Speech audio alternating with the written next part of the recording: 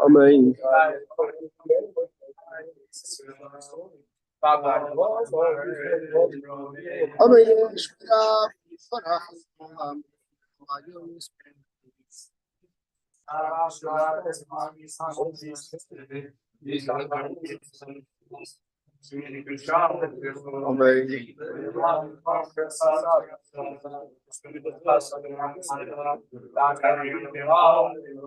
Amen. Amen.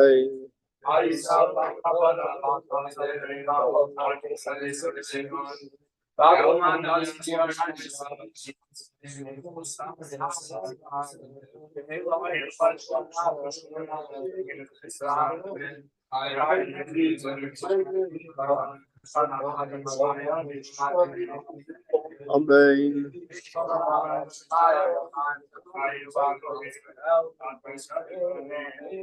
Amen. Amen.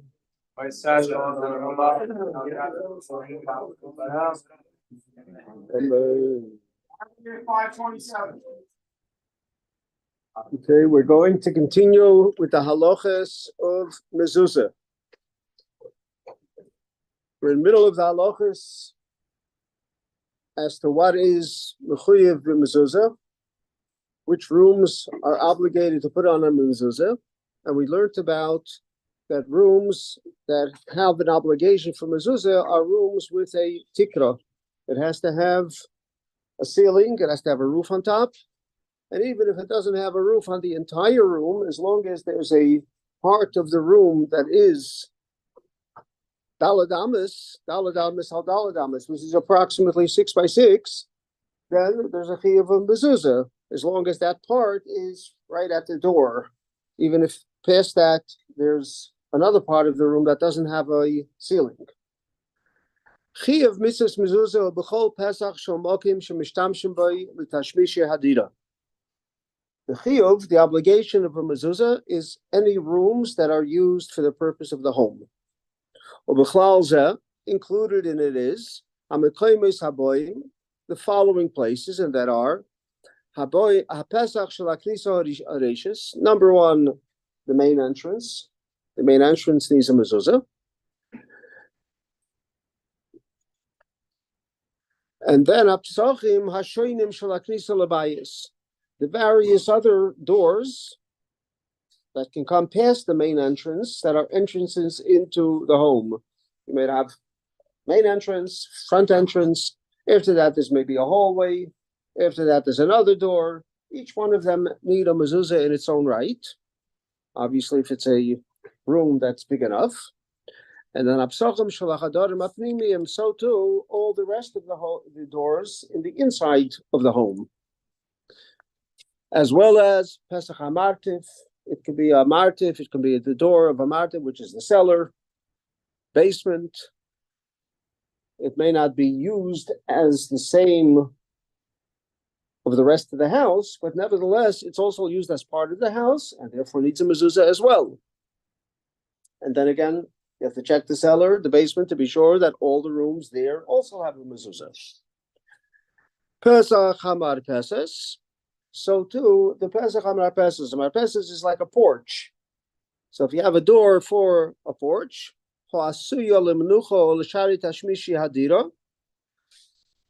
we're talking about a porch that is made it's used. It's not just a pass-through. And you sit down on the porch, you rest on the porch, you spend time on the porch. He makes a point of this because the Shulchan Aruch, it also says that once upon a time, they did not put mezuzahs on porches. And the Mefarshim point out that there's a difference to the way porches were used once upon a time in the shtetl or way back to the porches that we have today, where the porches once upon a time was just sort of an entrance into the home, but it wasn't in itself a place where people spend time on the porch with whatever. Even today, you see on porches, people keep things there regularly, certainly sit out there regularly, spend time there regularly, whatever it happens to be. So today there's certainly a much greater obligation for even a porch to have a mezuzah. And that's why you see often when people with porches, and they don't have a mezuzah, and they know because once upon a time it's brought down a marpeses doesn't need a mezuzah. But again, as some of the commentaries point out, that this was a porch once upon a time, different than the kinds of porches that we have today that are actually used in a much better way, or much more so than the way porches were used once upon a time, or not used once upon a time. So today there would be a chiyuv in a mezuzah. It's also interesting, and we make this halacha a little bit later. The halacha is pointed out later that generally a mezuzah, a doorpost like this, it's not so much of a problem. You put them, here's where you see where the mezuzah is. But if it's a wide doorpost, and you often have it at the beginning of a porch, you come onto the porch and there's a big beam, or whatever it happens to be, that's the wall of the porch, and it can be wide. And the question becomes, where do you put the mezuzah? So often people just put the mezuzah right in the middle. If it's a big beam, they stick the mezuzah into the middle. But that's the wrong place for the mezuzah. The mezuzah, it says, has to always be within a tefach from the beginning of the entrance. So the mezuzah has to be within a tefach, which is about 4 inches from the beginning of. So even if it's a wide thing, it doesn't come in middle of it. It comes within a tefach because the point of it is you want the whole house, the whole room to be protected. And the moment you go into the room more than a tefach, so there's a part of the room that's not part of that mezuzah. So you want to have the mezuzah within the first tefach of the entrance of that room, within the first tefach of the entrance of the home. So it's so with a porch, it's so with every room, it should be within the tefach. Doesn't seem to be part of the room because the door closes and it's part of this room. Doesn't matter, but it's this. When you pass here, there happens to be the door here, but it's still, here's where the room begins. You have a door here, so you can't get into that room, but this is called the Tzuras HaPesach, a door. And suppose this didn't have a door, it still would be the beginning of that room. I mean, your point is well taken because it looks like it's here, but still, this is the doorpost of this room. And from here is where, I mean, if you look at it from this room finishes over here, right? This is where it finishes. Now you're going into the doorpost of the next room. Like the crossbeam on top is narrow and the sides wide. So again, so there's the perfect example for that's why it doesn't matter if it's narrow up on top, but the bottom line is this is where the entrance is, so it has to be within a tefach of this entrance. Could be before the crossbeam. Well, the crossbeam, see, that's another thing to really look at. Does that crossbeam really create a Tzuras HaPesach? A Tzuras HaPesach has to have these two and then something on top. Now, suppose it has these two here and it doesn't have anything on top, but down there's something on top. Is that really considered as part of the Tzuras HaPesach? Or if it's on top, it's just a really wide, like you were describing, a really wide doorway, and there's a narrow, thin.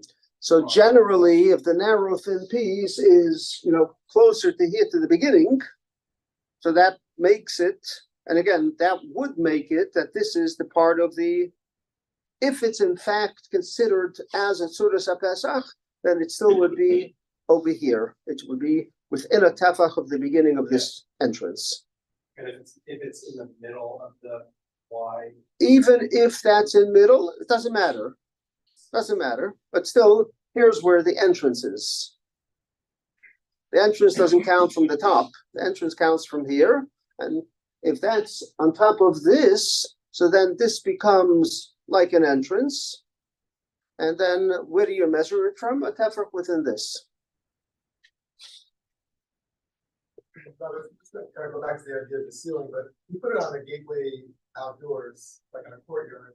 I'm surprised that inside the house is so important that it be covered by a ceiling. Because don't like that makes sense. Like we put on you have a fence with a gateway that has the You don't really. Generally, you don't. Just a gateway, you don't put it. Right. Well, again, if it depending, most gates don't have a very thin something, but it could possibly you can have an Erev that can have a Tzudas HaPesach that doesn't make it into a gateway. So it's not really a room. That's not Mechuyev b'Mezuzah, correct? I think like in the back, so it used to be the entrance on Union to 770, it's stone. That's a little different. But it's going into a court there, it's not going into a room. Well, so the truth is, in that kind of courtyard, there's another halacha that something like that may not necessitate a ceiling there. Or a home necessitates a ceiling, but a courtyard like that, if there's a proper Tzudas HaPesach, then like you're describing, I think that's what it's about. yeah, so something that, but generally he's talking about a fence, just a regular fence. I'm thinking about like the one of Shir in Yerushalayim had like there was like a fence, but then there was a doorway where it did go across. Okay, so again, if it's really a full doorway with so that's yes, it could necessitate a mezuzah. If I'm not mistaken, I think there's something similar like that when you come into Eretz Yisrael in the airport. The big mezuzah, a huge mezuzah there. It's not it's really just there's beams and a Tzudas HaPesach on top. But again, for a marpesas, which is like a porch or like an outside, there's depending, but there's times where there's no need to have a ceiling. In a room, you need a ceiling, as we talked about earlier. But in a marpesas, there's no need always to have a ceiling.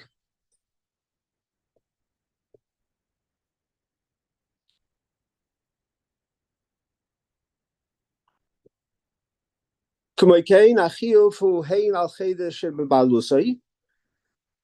of mezuzah is obviously on something, a home that you own and you live in. So you own the home, you have to put a mezuzah in it. But it isn't only if you own the home. It's so too if you rent a home.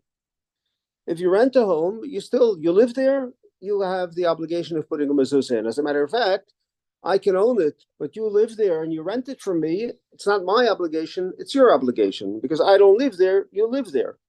So you're the one that lives there, you have the obligation to put the mezuzah on. So just because I own the home, whether there's another Jew that lives there, so then it's the Jew's responsibility. And if it's a guy that lives there, so nobody has a responsibility to, just because you own a home doesn't make you obligated to put a mezuzah there. But if you own a home and live there, or you rent a home and live there, you have a responsibility. I have obviously a mezuzah on my door, but going upstairs, they rent, and they're going. I don't have to worry about. No, not only because they're goyim, but the point is also if they were Jews, it would be their concerns. You want to be sure that a Jew has a mezuzah, so you have a responsibility to be concerned about another Jew. But it's not your personal responsibility because your home has a mezuzah. Their home, it's their responsibility. And you might want to encourage them to do what they need to do. But a guy, you don't have to, no.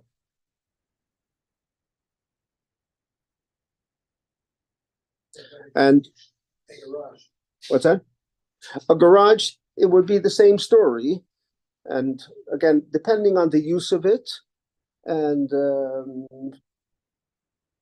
since it could be somewhat questionable, because again, the question really, it has to be determined if you use it similar to a home, depending the kinds of things that you would do in the home, in the garage.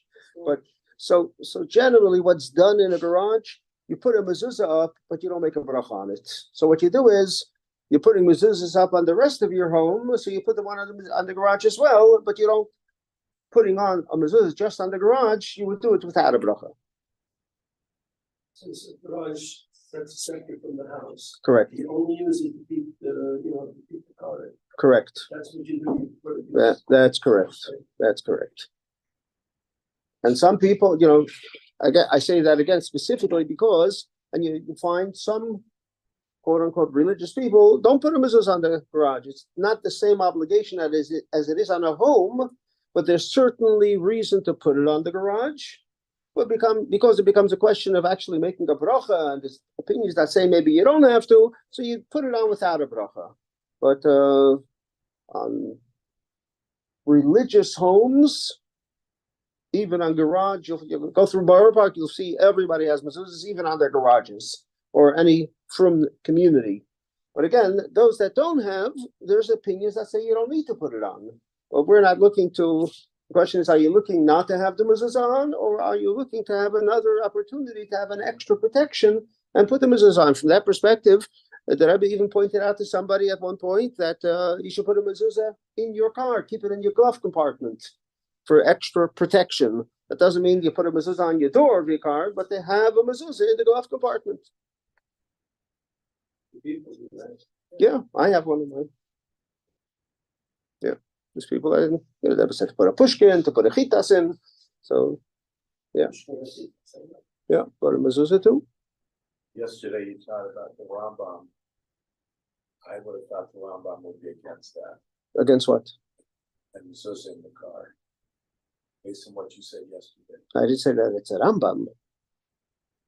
No, I was talking about a Rambam, but not regarding specifically the mezuzah in the car. Using different names and etc. on the mezuzah. Yeah, that was another thing. Yeah, that we were talking about whether or not the Rambam that I mentioned was that the Rambam makes it very clear about you're not allowed to add anything else to the mezuzah. That's what the Rambam talks about.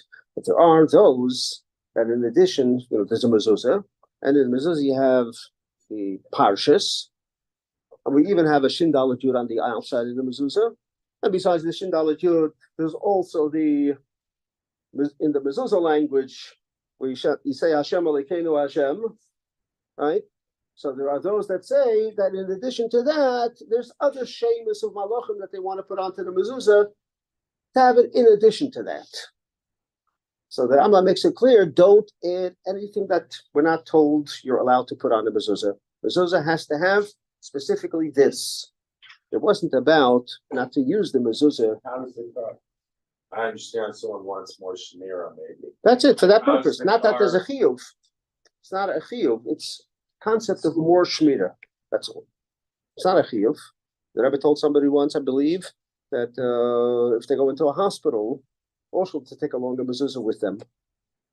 They don't have a chiyuv to put a mezuzah in the hospital room that they're staying there for a couple of days, but to keep it with them.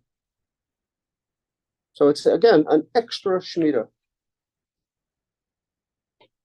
I've actually seen with some from people, but again the concept of mezuzah, having a mezuzah for shmira, and it is one of those mitzvahs that the Torah specifically tells us to put a mezuzah on for shmira.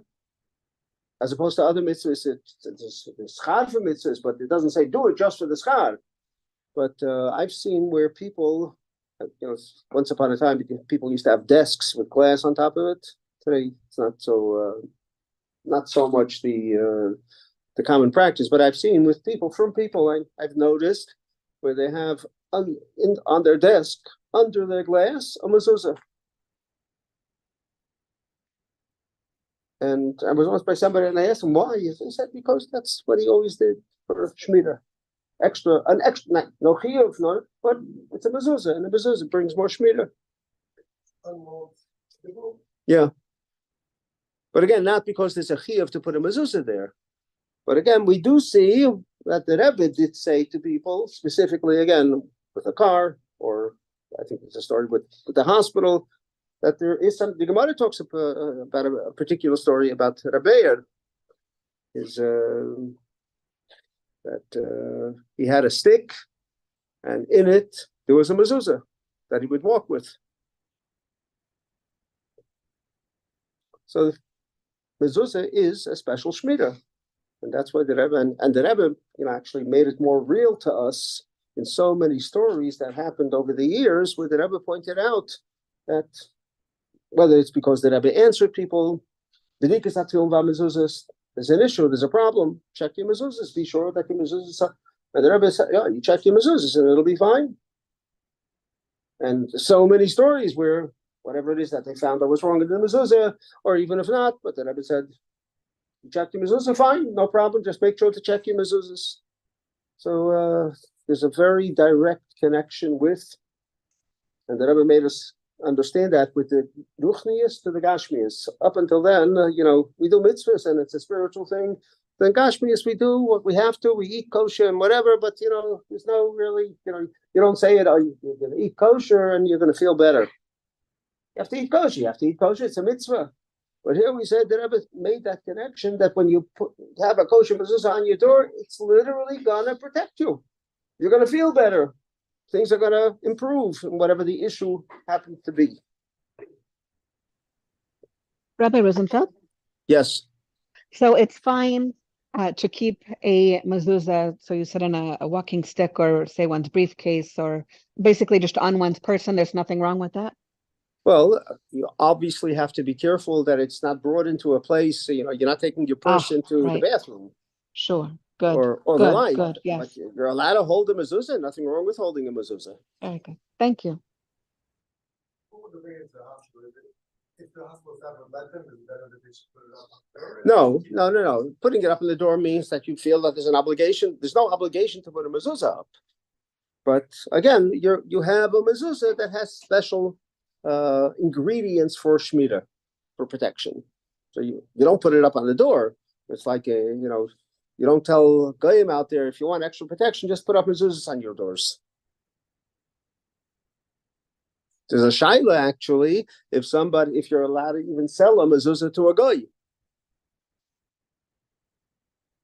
Because he might take it and put it up, and it's not meant for goyim. Is it a desecration? But what about if he says he's going to be very careful with it? Even then, there's a shaila if you're allowed to sell a mezuzah to a goy, if that's what he wants it for. So why did there be That's a question, but that was a specific, for whatever reason, that it was I think the Rebbe speaks about it. It was a sicha with the Rebbe, Rabbi Yolton. You remember what that is? Yes. Yeah, the Rebbe discusses that specifically. Anyway, but it does, in certain circumstances, that particular situation, good question, and there's an answer for that. Okay. With that question, we'll continue on tomorrow.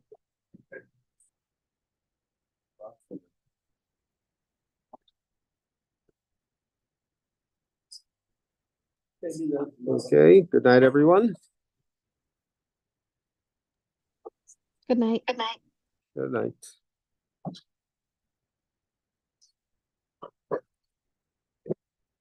What's with our feeling they left?